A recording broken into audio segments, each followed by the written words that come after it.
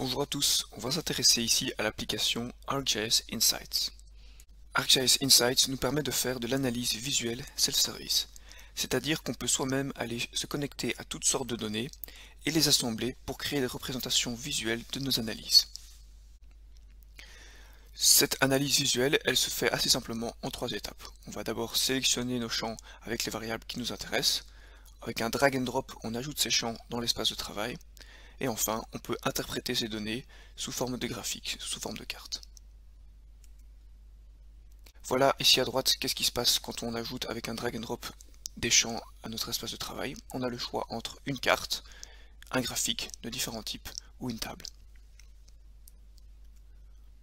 Voici un aperçu des différents types de graphiques qui sont possibles. Alors, on a toutes sortes d'analyses possibles, comme par exemple le lien entre plusieurs types de données ou l'évolution de données à travers le temps. Une autre possibilité d'ArcGIS Insights, c'est le fait de pouvoir créer des modèles de processus. C'est très utile pour pouvoir retrouver comment est-ce qu'on est arrivé à un certain résultat ou à un certain graphique en retraçant toutes les étapes. Par exemple, si on veut reproduire le même type d'analyse avec d'autres données, c'est très utile de repartir d'un tel modèle. ArcGIS Insights a été pensé depuis le début avec le partage en tête. On retrouve toutes sortes de possibilités de partage sur le web par exemple, mais aussi beaucoup de possibilités pour mettre en forme nos résultats pour qu'ils soient le plus visuellement faciles à interpréter. Alors encore quelques détails techniques. Il y a 3 types de déploiements qui sont possibles pour ArcGIS Insights. Le premier c'est ArcGIS Enterprise, le deuxième ArcGIS Online en tant que solution cloud, ou enfin si on veut travailler en local, notre solution desktop. ArcGIS Insights peut lire les formats de données les plus courants, que ce soit des données spatiales ou des tables non spatiales. ArcGIS Insights peut aussi être étendu avec l'aide de scripts open source en Python ou en R. Alors, on va maintenant passer à une démo qui se basera sur des données de sécurité routière en région bruxelloise. On commence cette démo par une story map. C'est une story map qui avait été réalisée par une stagiaire pour Esri Belux, Amélie Ziane, en 2019.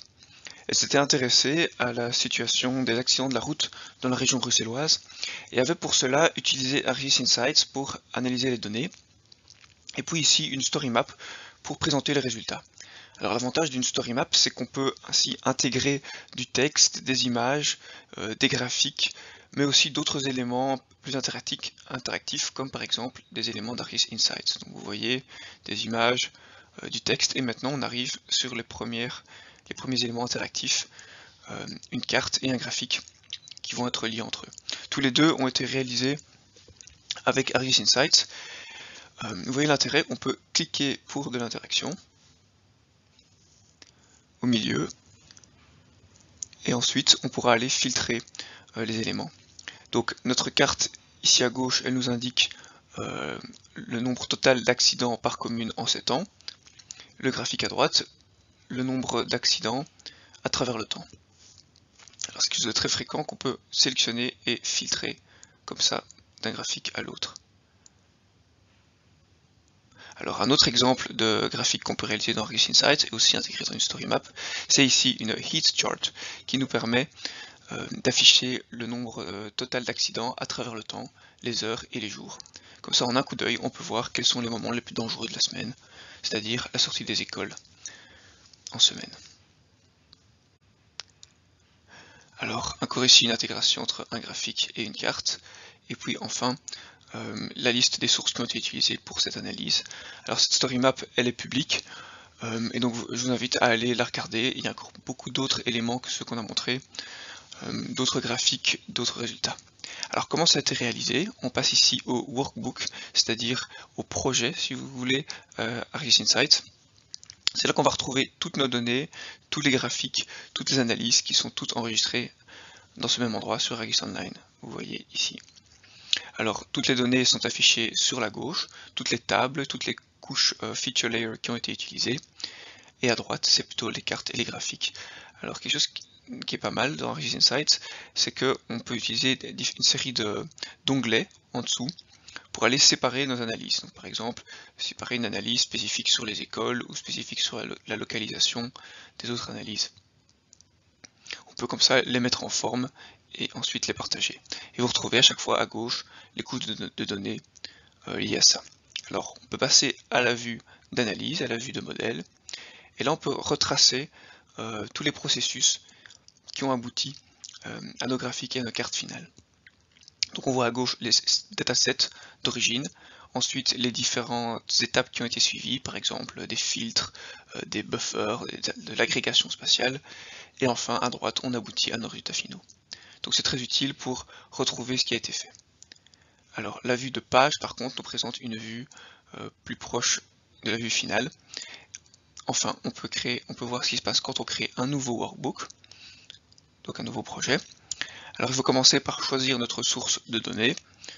Donc pour ce faire on peut choisir par exemple des données de Living Atlas ou uploader ses propres données, utiliser des données de SharePoint, de OneDrive, ou encore comme dans ce cas-ci on a préparé un petit groupe sur Argis Online, Everyday Insights, avec toutes les données qui seront nécessaires à cette démo. Donc on peut aller sélectionner le groupe, Argis Online ou Argis Portail, et dedans sélectionner les données qui vont nous intéresser. D'abord on va commencer par juste les données sur les accidents et le moment où ils se sont produits. Alors on retrouve ici directement la liste des différents champs. Alors on peut sélectionner une série de champs qu'on veut analyser. Donc ici le jour de la semaine, l'heure du jour, et on va choisir aussi le nombre de victimes d'accidents. Une fois qu'on a sélectionné les variables qu'on veut analyser, on peut faire un drag and drop pour l'amener dans notre espace de travail, en tant que carte, en tant que graphique ou en tant que table. Alors carte ici désactivée, parce qu'on n'a pas de données spatiales en fait. Par contre, dans graphique, on peut sélectionner différentes choses. On va sélectionner ici le heat chart pour reproduire ce qu'on avait vu avant dans la story map. Donc vous reconnaissez ici cet affichage où on retrouve les jours de la semaine, les heures et le nombre de victimes. Alors, ce qu'on va directement voir, c'est que les heures ne sont pas vraiment dans l'ordre logique auquel on pourrait s'attendre, de 6 h du matin à minuit, et les jours de la semaine non plus. Alors, les jours de la semaine, en fait, sont affichés alphabétiquement, et les heures ne sont pas reconnues en tant qu'heures, ils sont reconnus en tant que chiffres ou que texte. Vous voyez ici à gauche, vous voyez les différentes variables, et vous voyez que toutes les variables avec 3 petites barres sont reconnues en tant que texte. Les variables avec un sigma, le symbole d'une somme, sont eux reconnus en tant que nombre. Alors ici je peux changer mes heures, voilà, de texte à donner temps, et ensuite décider de les afficher par heure du jour. Là maintenant les données sont reconnues en tant qu'heure, de 6 h du matin à 9 h du soir, et vu que notre Argis est en anglais, il l'a mis en AM et PM, mais ça peut évidemment être modifié. On pourra faire la même chose avec les jours de la semaine qui sont pour le moment affichés simplement comme texte et donc par ordre alphabétique au-dessus. Alors notre espace de travail, on peut le réorganiser comme on veut, on peut aller prendre des éléments, les déplacer, c'est vraiment un espace de travail comme un bureau, vous pouvez placer, déplacer des choses. Alors on va rajouter un deuxième graphique. On va d'abord commencer par une source de données, on va prendre ici une couche de communes, une couche géographique, et aussi les types d'accidents. Voilà, alors vu qu'on a ajouté une donnée spatiale, directement on a une carte qui s'ajoute. Bon, dans notre cas, on ne s'intéresse que à la région bruxelloise, donc on n'a pas besoin de cette carte de toute la Belgique, donc on va aller la supprimer. Et on va vous montrer un peu les données. Vous voyez de nouveau des différents champs texte et différents champs numériques. Alors on a entre autres toutes les communes de Belgique, avec leur nom, et leur population totale. Dans notre couche commune, et alors dans accident type, qu'est-ce qu'on a? On a uniquement pour les communes de la région bruxelloise le nombre de blessés, le nombre de morts, voilà, le nombre de victimes pour l'année 2018. Donc d'un côté des données pour toutes les communes bruxelloises, de l'autre des données pour toutes les communes. Qu'est-ce qu'on peut faire pour aller lier ces deux données?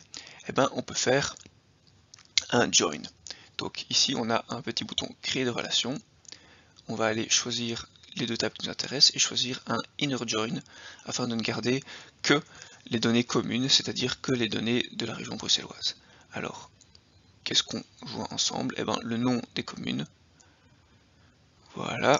Alors, le processing se fait en ligne, vu qu'on est sur argis.com, Argis Online. On peut ensuite ajouter un nouveau champ. On va calculer le nombre total de victimes, donc en additionnant les blessés et les morts. Donc c'est juste pour vous montrer comme c'est assez facile de créer de nouveaux champs et de refaire des calculs au sein d'une table qu'on vient de créer. Voilà notre nombre total de victimes par commune. Alors, vous vous souvenez, on peut choisir les variables, les ajouter, drag and drop, et on a une carte du nombre de victimes d'accidents de la route par commune. On peut aussi changer évidemment la symbologie de la carte, par exemple si on préfère avoir des couleurs. Voilà.